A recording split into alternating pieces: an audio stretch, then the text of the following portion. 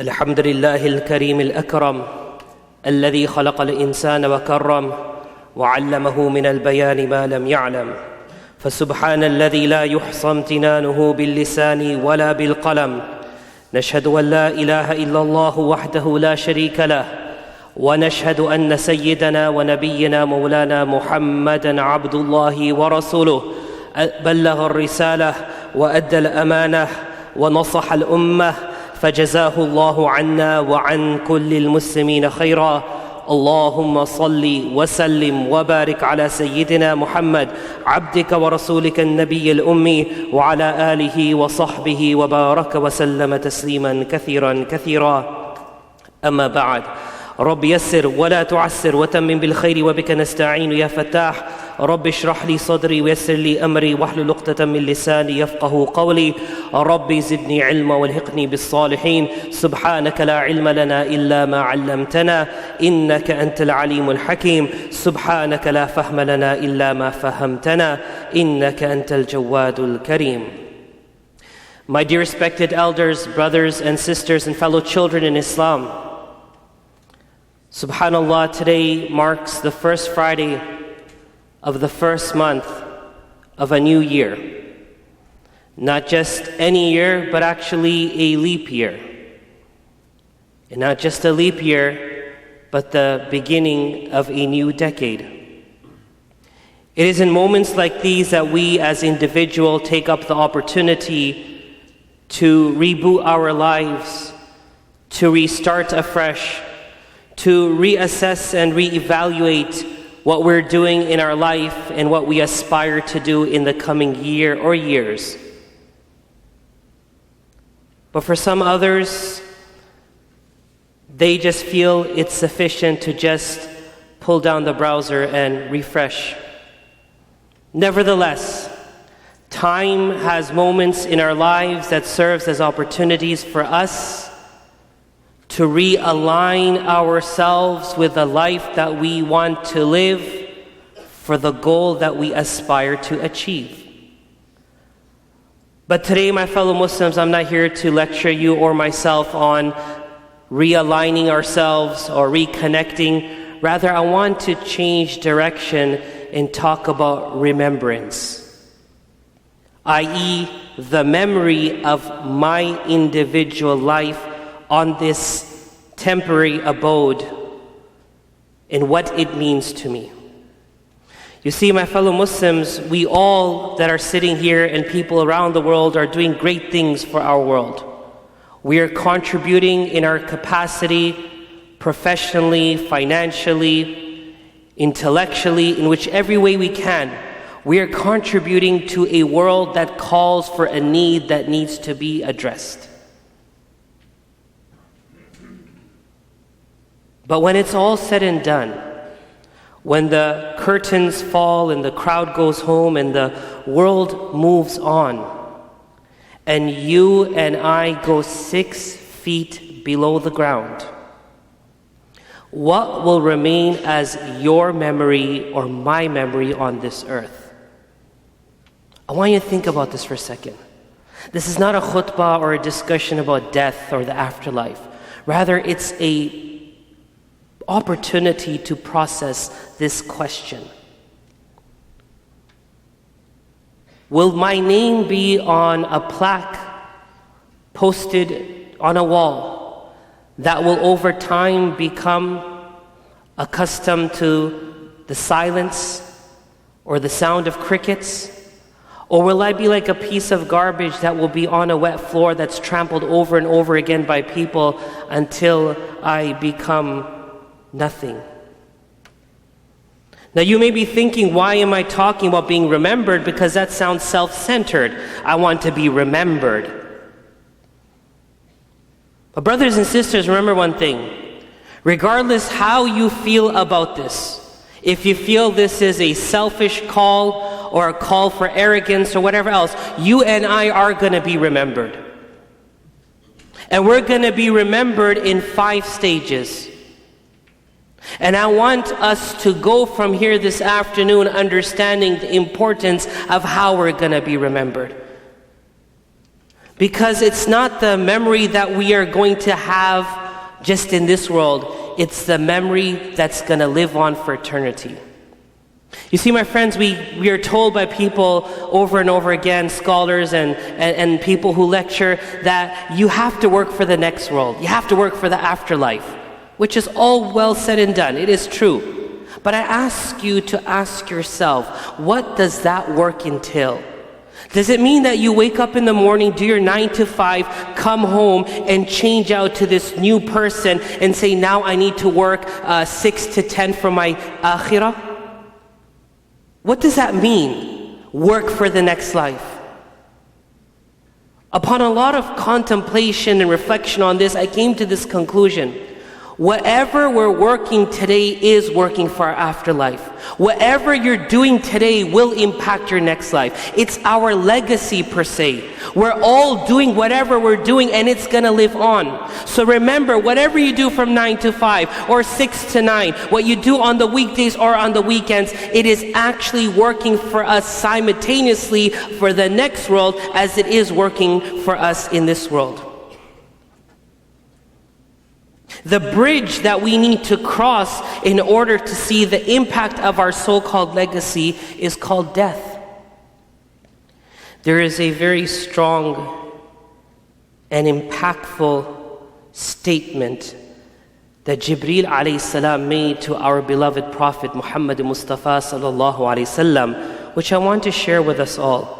جاء جبريل عليه السلام إلى النبي صلى الله عليه وسلم فقال يا محمد عش ما شئت فإنك ميت وأحبب من أحببت فإنك مفارقه واعمل ما شئت فإنك مجزي به. Angel Gabriel, the angel that's responsible and appointed, delegated by Allah to send revelation to the prophets, is coming to our Prophet ﷺ, and he's making a statement. He says, O Muhammad sallallahu alayhi wasallam, live as long as you wish, but you're going to have to taste death. Do whatever you want, and you will be held to account for it. And love who you wish, one day you will taste separation from them. So as I said in the beginning, we're not talking about restarting our lives once again. It's 2020. We're talking now about making our legacy. We're talking about being remembered, because I will stand here today and say, I want to be remembered tomorrow. And I want to be remembered in a way that is conducive, in a way that doesn't draw any anger or animosity or hatred towards me.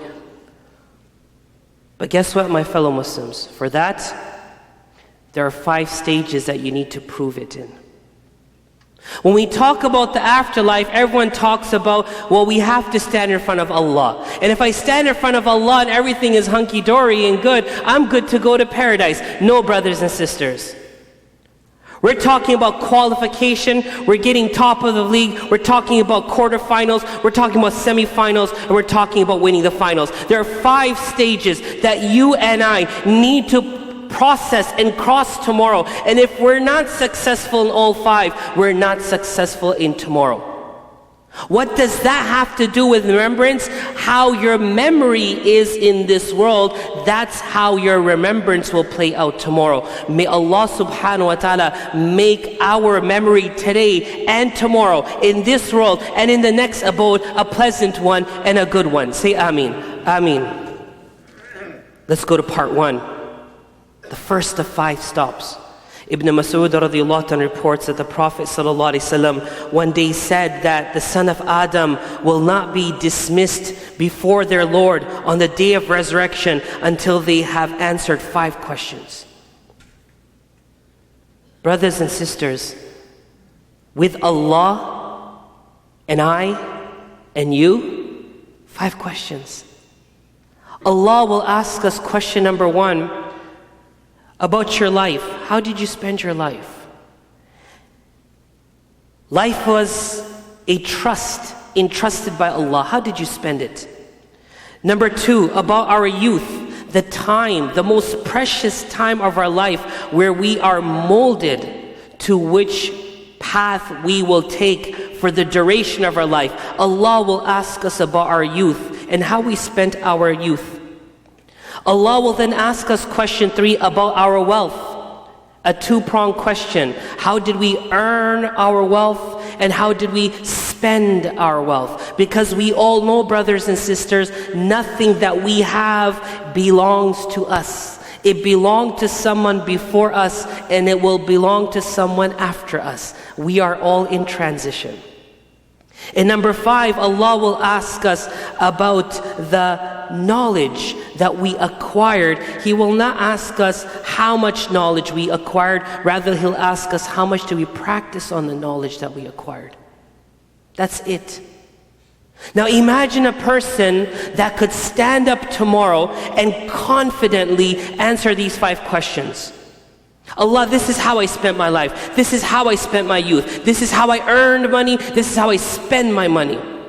And this is how much I practice on my knowledge. Allah then reveals in the Quran the scenarios. فَأَمَّا مَنْ أُوتِيَ كِتَابَهُ بِيَمِينِهِ. Look at the person who gets their book in their right hand. They're going to stand up like they do in the Olympics on the podium, and they're going to be shouting sky high that they are successful. And the angels will announce that so-and-so, son or daughter of so-and-so is successful today. May Allah make us amongst the successful ones. Ameen. But if a person fails, they will succumb to that defeat of failure that they felt because of their own doing. They will not be able to turn around and face the creation. Rather, their book of deeds will be slapped on the back into their left hand. May Allah protect us from that. Ameen. But brothers and sisters, this is just stage 1. This is stage 1. Now what happens next is what the Prophet ﷺ said, أَتَدْرُونَ مَا الْمُفْلِسِ قَالُوا الْمُفْلِسُ فِينَا مَنْ لَا دِرْهَمَ لَهُ وَلَا مَتَاعٍ. The Prophet ﷺ one day asked, do you all know who a poor person is? The Sahaba radiallahu anhu, they answered as you and I would answer. A poor person is someone who has no money. The Prophet ﷺ said, let me change your perception on poverty. A poor person is one who's going to come on the Day of Judgment. They will come with mountains of good deeds. And I'm going to present this scenario. A person comes tomorrow on the Day of Judgment and their good deeds are in the zeros as much as you can see. The billions and the trillions, they just got mountains of good deeds. And they're looking at it and they're saying, I'm good today. Because I have a buffer zone, I'm good. And they look at their bad deeds, they're very little. And they're like, well, I'll be good with Allah. And they stand in front of Allah for part 1 of 5 and they did good. But now they're going to move and Allah says, wait. Angel will call out, does anyone have any grievances or problem with this individual? Please step forward. Why? Because today is a day of judgment. It's a day of justice. And so the Prophet ﷺ said, people will come on the Day of Judgment. A person will come بِصَلَاةٍ وَصِيَامٍ وَزَكَاةٍ. They'll come with everything. But guess what? وَيَأْتِي وَقَدْ شَتَمَ هَذَا وَقَذَفَ هَذَا وَأَكَلَ مَالَ هَذَا وَسَفَكَ دَمَ هَذَا وَضَرَبَ هَذَا. Cursed someone, backbited, took away someone's honor by degrading them and spreading rumors in society. We hurt someone, we punched someone, we kicked someone. And as for those who go around the world killing in the name of Islam, I want to wait for the day in front of Allah that they have to answer for their killings, because our religion does not promote killing. Our religion does not promote taking the life. This hadith will tell you that merely hitting someone, what will it do to you? So they will come forward. If I hit this brother today, I should have enough fear of tomorrow that I could say to brother, I am sorry. Forgive me. Brothers and sisters, start this new year with forgiveness. Forgive and ask for forgiveness. If not, tomorrow someone will come. And they'll be asked, what's your complaint? Oh, this person, they spread a rumor about me in the community. What do you want? Because there's no price sheet today. There's no menu on the wall. What do you want? I want 100,000 deeds. The angels will say, take it. The next person will come. This person lied to me. This person messed around with my money. This person did. Just think about the scenarios. Let's take this in today and think about our scenarios. And think about how people will be taking thousands, tens of thousands, millions of deeds. And this person's going to be standing there watching that mountain of deeds deplete until there's no more. But the line will still be there. And the angels will say, what's your complaint? And we'll say, my complaint is this. And the angels will say, well, guess what? They have nothing to give you. So what you can do today is throw your bad deeds on them. Look at the reverse. Look at the reverse happen in front of his eyes. And that person is now doomed for hell. May Allah protect us from such a state. Ameen. Part 3 and 4 now happen on the bridge of Sirat. A bridge which is a long journey that every one of us have to take, under which is the fire of hell. وَإِن مِّنكُمْ إِلَّا وَارِدُهَا كَانَ عَلَى رَبِّكَ حَتْمًا مَقْضِيًّا. Every one of us has to pass over hellfire. If you want to see paradise, you need to pass over hell to acknowledge the blessing that Allah has given you and what He saved you from. May Allah grant us all paradise. Ameen. But guess what? On both sides of this bridge, according to the narration of Hudayfa and Abu Hurairah radiallahu ta'ala recorded by Imam Muslim, it talks about how people will be asking Adam alayhi salam, and then Musa alayhi salam, and Isa alayhi salam, and Ibrahim alayhi salam, and the Prophet sallallahu alaihi wasallam for this judgment to begin. And the Prophet sallallahu alaihi wasallam is describing this scenario that what's going to happen is on both sides of the bridge, amana, trust, and rahim, blood relations are going to be established. They'll be like cranes with these claws. Our Shaykh al-Hadith, may Allah bless his soul and give him a long life, amazing person, he taught us that they're going to be like these cranes. And what they're going to do is they're going to do justice. Brothers and sisters, your life is a trust. Your body is a trust. Your spouse is a trust. Your marriage is a trust. Your community is a trust.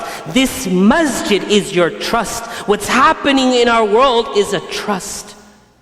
If you feel at this moment, I don't care about these things because there's a religious connotation that I only believe in what I have to do for Allah. I don't care about the world. Well, guess what? You're not going to pass stage 2. If you pass stage 2 and you feel I don't care about what happens in our world because it has nothing to do with me, remember this trust will grab a person.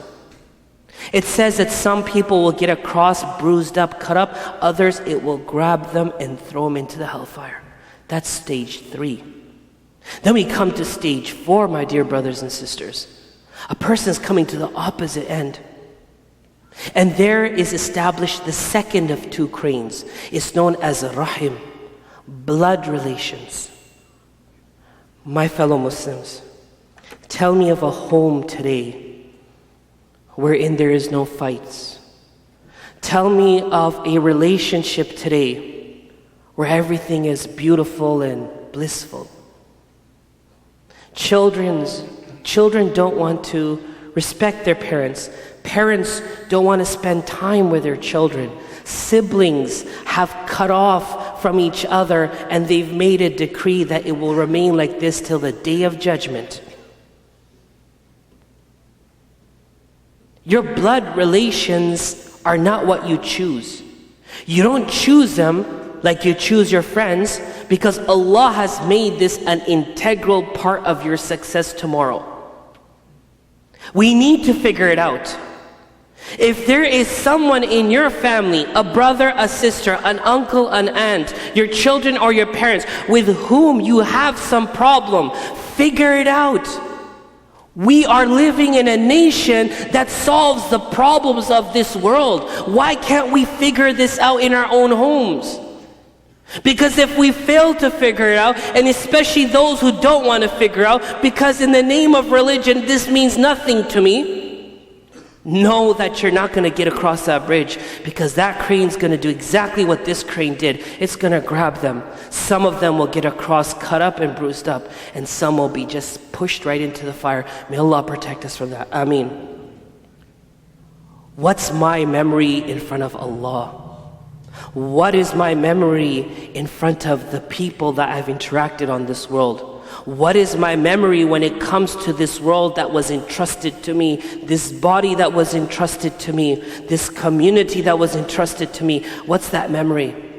And number 4, what will remain as my memory in my blood relations that Allah has gifted me? May Allah make these memories a good memory. May Allah subhanahu wa ta'ala make these stages a good stage. And may Allah subhanahu wa ta'ala allow us to seamlessly pass through these 4 stages. Ameen ya Rabbil Alameen.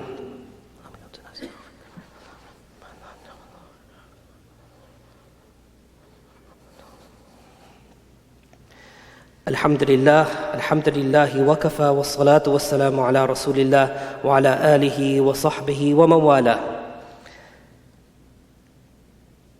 In this tradition that I was talking about, the Prophet Muhammad sallallahu alaihi wasallam said, some people will pass like the speed of lightning. You won't even know that you were on that bridge. You won't know that you were on that bridge, and you won't be able to reflect on the hellfire because you did it right. We don't live twice. We only live once. You could file for bankruptcy and still become a millionaire after a few years. You could fail like Colonel Sanders did until he became old and then introduced Kentucky Fried Chicken. We have opportunities in this life, but we only have one life. This year calls for something huge. Either in this year, deception will become perfect, or rightfulness will regain perfection. 2020 is used to imply perfect sight. In a world full of deceptions and distractions, Allah is calling upon you and I today to make our life, our community, our family, and our world better. So don't think this is just another year that's going to be shelved after 12 months. No, this is a year on which the future until the day of judgment will be recorded. And you are the authors of that book. May we write something which is worth reading. Ameen. Now, on the flight over here last night, while we were waiting and taxiing, I was looking through a few YouTube videos.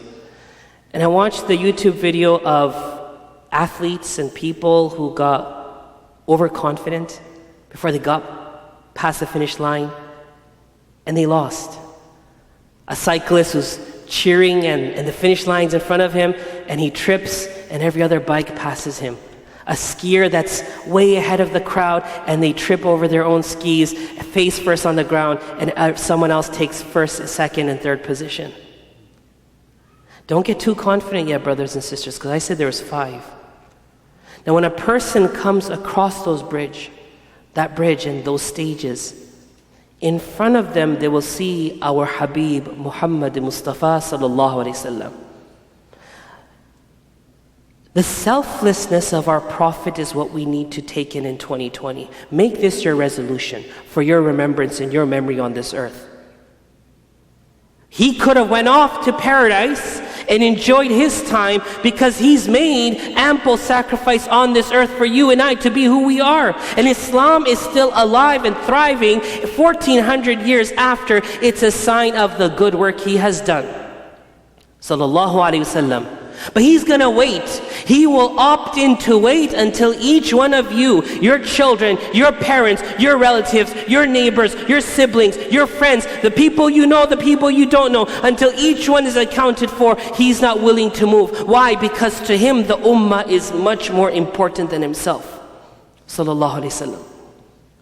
And there he will be standing. إني فرتكم على الحوض من مر علي شرب ومن شرب لم يظمأ أبدا لا يردن علي أقواما أعرفهم ويعرفونني ثم يحال بيني وبينهم فأقول إنهم مني فيقال إنك لا تدري ما أحدث بعدك فأقول سحقا سحقا لمن غير بعدي.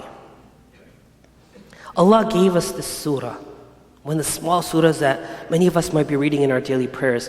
إِنَّا أَعْطَيْنَاكَ الْكَوْثَرَ فَصَلِّ لِرَبِّكَ وَانْحَرْ إِنَّ شَانِئَكَ هُوَ الْأَبْتَرُ. O Prophet sallallahu alaihi wasallam, we've given you Kawthar. What is Kauthar? His personal spa? No. It's a body of water that he'll be standing by. And when you come across this strenuous, lengthy journey from standing on the Day of Judgment, standing in front of Allah, accounted by the people, crossing this bridge, dodging the trust and the rahim, he's standing there with his hands so he can feed you this water. And whoever drinks this water will never become thirsty again. But he will then see us coming. May Allah make that a good meeting for all of us. Ameen. But he says in this hadith that there's going to be people who will come. They will come forward. I will notice them and they will notice me. There's a sign of this ummah. If you want to know what that sign is, it's called wudu. The more we make ablution, the more our body parts will shine. That shine will be our identification on the Day of Judgment. So the Prophet ﷺ will be smiling. He'll see one of us, may not be anyone inshallah, but he will see someone and he will be raising his hands with that water to say, come and drink. And then there's going to be these angels who come in between. And he will say, no, don't worry, I know them, they're my people. It's like the VIP backstage access. No, they're my family, don't worry, just come. The other day I took my son to the Toronto Raptors game with Dallas Mavericks and Raptors lost, but after that Kyle Lowry and all of them came out and I wanted to go meet them, but they said, no, this is only for their families. You can't go there. So we were taken out. This is special. So the Prophet ﷺ say, you're special, you're mine, just come. And the angels say, no, they're not special. You don't know what they did to your sunnah after your departure. What is sunnah? Is it 2 rak'ah prayer after the Jummah? What is sunnah? Gowning in a beard and a hijab? What is sunnah? Sunnah means that you are proud to live a life that has been around from the time of the Prophet ﷺ, that taught us things that today's science and technology is coming out and bringing forth. That did you know fasting is a good thing? My Prophet ﷺ said. Did you know washing yourself after going to the bathroom is better than wiping? My Prophet ﷺ told me this. Do you know this and do you know that? My Prophet ﷺ told me, we have to be proud Muslims. My Prophet gave me a life. I should not look at changing it. But if I change it and I belittle it and I look down upon it and I belittle it, tomorrow the Prophet ﷺ, when he hears this from the angels, his blessed mouth will say these two words, suhkan, suhkan, throw that person face first in hellfire. You got to the finish line, as I talked about those YouTube videos. You got to the finish line. It was all a matter of drink and go to your paradise. You got to the finish line. You felt confident, but we messed up with the Prophet ﷺ. The Prophet who stood at night and cried and prayed because in the day he went out to the world and he helped humanity become better. He went out to society to make it better. He came to the masjid to pray to make us better. That's what he did. That's called sunnah. Where is my sunnah today? So my dear brothers and sisters, you are living a life. Your efforts must be valued. Your memory must live on. Your effect on this earth must be felt in the next. And that is why we are here. And that is why Allah gave us life. And that is why Allah subhanahu wa ta'ala granted us time in life. So it's 2020. It is a crucial year. It is a year where inshallah we make a resolution that we're going to make it straight with Allah. And we're going to make it straight with His creation. And we're going to do what's right with what He's entrusted us. And we're going to be right to our families even if we have to bow down to make it happen. Parents, love your children. All they need is love. They don't need anything else. Children, remember, parents are your best allies and supporters on this earth. And last but not least, know that the Prophet ﷺ stood up only because he wanted you to continue standing.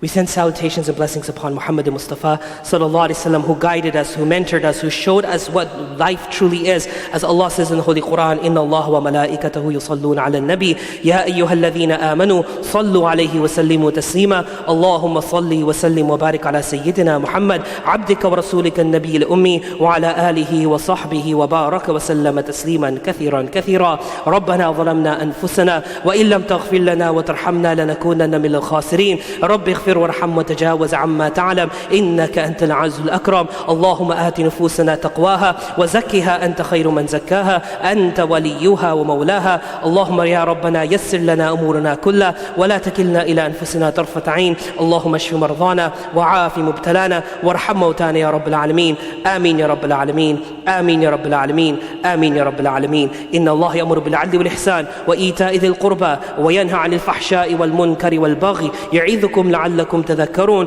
فاذكروا الله يذكركم وادعوه يستجب لكم ولذكر الله أكبر والله يعلم ما تصنعون. Please stand up inshallah and form our lines. Stand shoulder to shoulder. Fill in all the gaps in between. Announcements will be made after the prayer right now.